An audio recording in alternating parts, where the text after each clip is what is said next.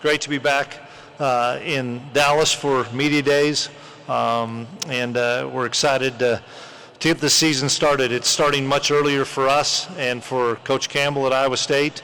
I think our guys have another maybe 10 days of workouts, and then we get rolling and get started. And so vacations are a little bit shorter, but what an opportunity to showcase the Big 12. And I think that's the biggest thing about the Ireland game with the Aer Lingus Classic is for us to be on that center stage representing this great conference with two great institutions playing in a week 0 matchup, and what a great time to have that game. So we're excited about that opportunity, but it's just been a busy summer, and we're excited about getting going.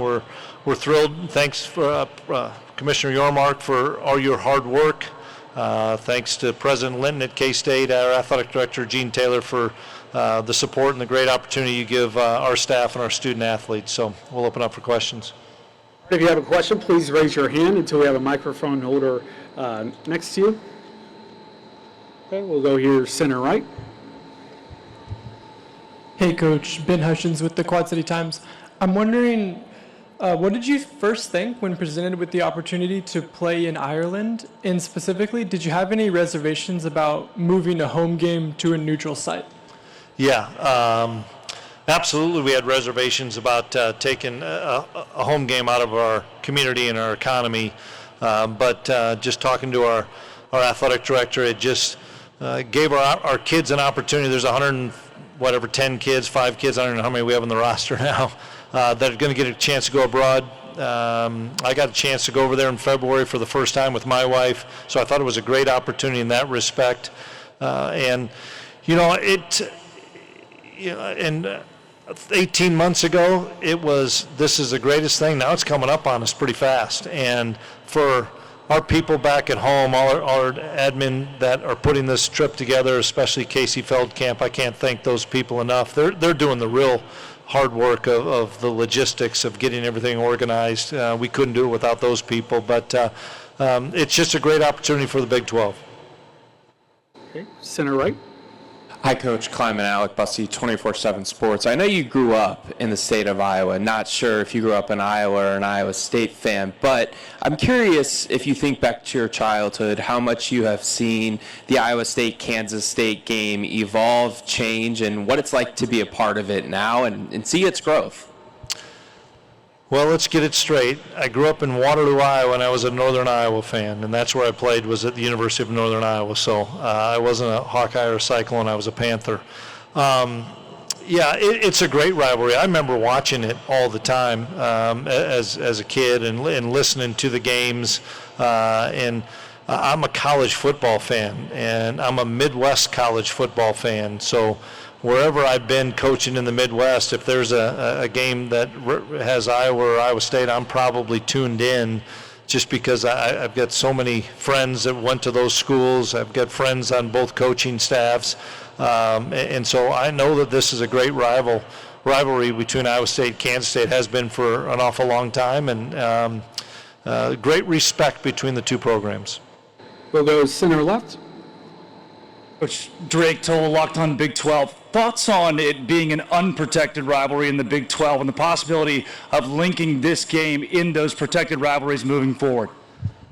Yeah, that's above my pay grade. I don't have a clue what's protected and what's not protected, when we play somebody, when we don't play somebody.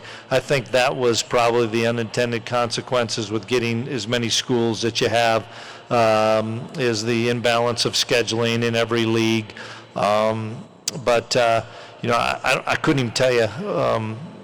I know who we play this year in all of our games. I couldn't tell you who we play next year, and that's probably a better thing. Again, if you have a question, please raise your hand. We'll have a microphone holder come to you. We're center left. JT Wister, Locked On Utes. Coach, last year you guys fell short of media expectations. Just how do you view expectations going into a preseason? Do you like being the underdog, and how do you view all of that? I try to ignore it as best I can. It's one of the reasons we as coaches did not do a coaches poll, because I think the narrative has really hurt our league. I know it hurt Arizona State, and I know it hurt BYU last year. I look at, meeting expectations, not beating. We won 9 games the last 3 years, which is pretty dang good. Not every school can say they've done that. But in 2022, when we won the Big 12, the best thing that those kids did was block out the outside noise. And I think that's the key in today's day and age of college football, of which team can block out some of those outside noise. And there's a lot of them right now, and come together as a football team. And that's the challenge for us as a coaching staff. A question, please raise your hand. We'll go to center right. Kansas State Radio. Good morning, or I guess good afternoon. I'm a little worried on time. Wyatt, great to see you. My question is about the offensive line. You have 4 transfer students coming in there. How do you see them fitting into the mix? I think when you look at our offensive line, Sam Hecht is the mainstay at center. I think he's one of the best in the league. Then you have Taylor Poitier and Andrew Leingang, and Taylor's been around almost as long as Stan Weber has in our program. But TP's a great player for us. Liney's a great player for us. But we needed some older guys as these younger guys grew. And George Fitzpatrick is one that was here in the spring that elevated himself to the top of the depth chart at left tackle. The other 3 transfers, we're excited to see this fall and this summer so we can figure out where they fit in and how much they're going to help us, because they're going to help us. And I think we'll play more on the offensive line than we have in the past because we have more depth. I think a name that a lot of people don't know about, you do and Stan does, is John Pastore. John missed the entire 2024 season, was penciled in to be in the rotation, if not a starter at tackle, and he's back now healthy this year and over 300 pounds and 6'6" plus. He'll be a big player for us. So I like where we're at in the offensive line, but we need to practice those guys all together and have that chemistry come together. We'll go center left. Hey, Coach. GoPowerCat.com. John Grove here. How important is VJ Payne's experience and playmaking ability to stabilizing the back end, and what roles do you foresee emerging players like Donovan McIntosh and Zayshawn Rich? Yeah, a great question. VJ is the unquestioned leader back there in the secondary, and VJ's been a 3-year starter for us. He's one of a handful of guys that started in a Big 12 championship at AT&T in 2022, and now has been a 2-year great player for us. And he's coming into his last year, and he's turned into one of our best leaders, which he needs to be. He needs to be more vocal, and I think he'll be a great sounding board for the young kids you talked about, Zayshawn and Donovan. Those 2 kids got a chance to play significant amount in the Rate Bowl, and both played really well. And this game's about confidence and belief, and I think they gained that confidence in themselves, and I know they gained the belief of their teammates, and that's a key thing. If you can gain the belief of your teammates, I'm excited about those young 2. But without a doubt, myself, Coach Klanderman, Coach Malone, we've got a lot of work to do in the secondary because we lost 3 NFL kids back there. If you have a question, please raise your hand. We'll go to front row, center right. Hey, Coach. Nick Hamilton, Nightcast Media. Wanted to ask you just what are some of the steps that you've seen Avery Johnson take as a quarterback as he prepares for this upcoming season? Yeah, I think the biggest thing is how he looks. He's put on probably 17 pounds of lean muscle mass. And he's filled out. He's not a sophomore anymore. He's an upperclassman as a junior, so his body's matured. He's taken everything very seriously in the weight room, in the nutrition, in the recover aspect, so his body's just a lot better. He's carrying a lot more weight, and he's faster. And that's something that we strive and we stress is you can get bigger, stronger, and also be faster, and he's done that. And then I think the other things, people have asked me a lot today, what one area? I think it's collectively in totality what he's going to be better at, and it starts with what he's going to see pre-snap and what he's going to go from pre-snap to post-snap.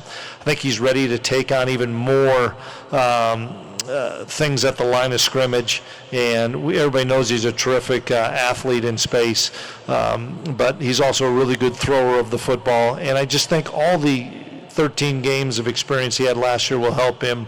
And then another underrated factor that doesn't probably get brought up enough is he's got Matt Wells.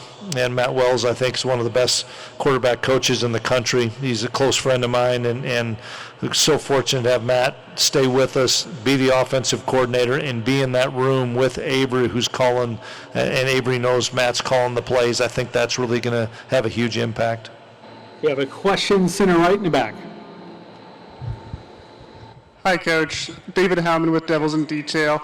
Given your experience coaching in the FCS, both with Northern Iowa, where you played, and then later with North Dakota State, I'm curious what your perspective is on the college football playoff, being at 12 teams this past year and likely expanding beyond that with your experience having coached in the FCS playoff format and how that transitions with the FBS. Yeah, I think a perfect landing spot would be 16. And how we get to that, I'm not quite sure, but I think it would be 16, and I would eliminate the byes. I think that's something that everybody should play the same amount of games. You know, there was 16 for a while in FCS. It went up to 24, but shoot, you had to win 4 straight weekends, so the best team would truly get to be crowned. And so I'd like it to get to 16. I know this. Everybody, the wear and tear on the athletes is real. I don't think we helped that at all by knocking the roster size down. I don't think that was a good move at all, but that's control what you can control. So that's gonna be a concern when you have fewer players playing that amount of games. But I'm excited about what I was able to watch last year of the playoff and the potential expansion here in another year. Go to the second row. Coach Lynn Herring to Stay Alive in Power 5. How you doing today? Good. How are you? Good to see you again.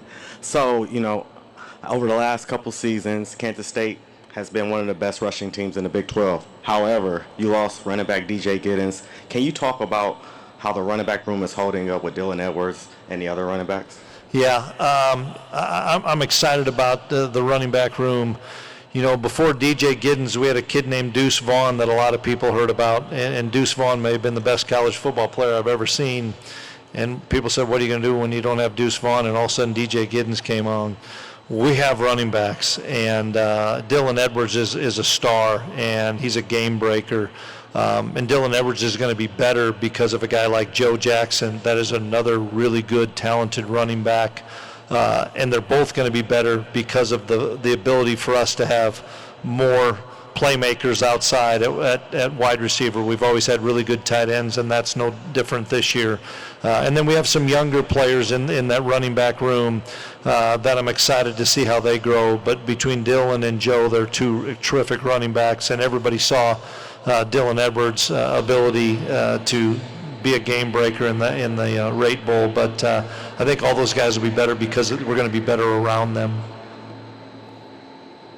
Okay, Coach, thank you for your time today, and good luck this season. Appreciate it. Thanks for having me.